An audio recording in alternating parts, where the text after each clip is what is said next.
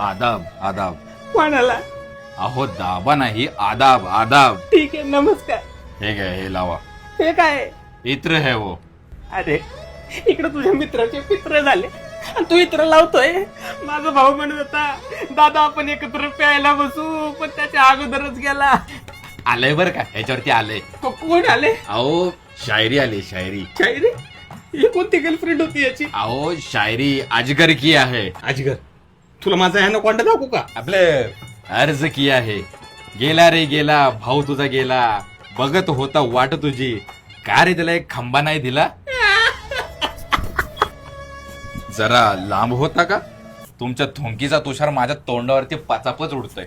माझा भाऊ म्हणत होता या थंडीत माझं लग्न लावून द्या, मला करमत नाही. आले आले बर का, ह्याच्यावरती आले आले. काय आलंय? थंडीसाठी केला होता भावाने गरमीचा अट्टहास, पण कोणत्याच पोरीने त्याला दिला नाही बगलेचा पण वास, कारण बेस्ट फ्रेंडनेच काढून घेतला आपल्या भावाच्या तोंडातला घास. इत्र ड्रॉप. धोका.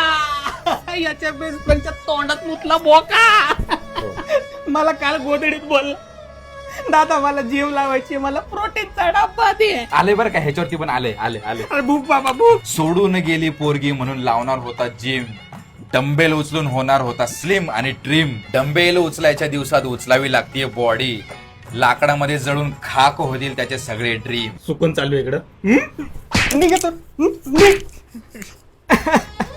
सुनिए, क्या आप इनकी तेरहवीं पे हमारी शायरी की महफिल रखना पसंद करोगे? वो ऐसा है जनाब, मौत के ऊपर शायरी करना हमारी हसीन खूबी है. जनाब अब अपनी तशरीफ बाहर ली जाइए, वरना हम हमारे हाथ पर ये इत्र लगा के तुम्हारे ढूंढन पे चित्र काटेंगे. हाँ क्या? निघतो.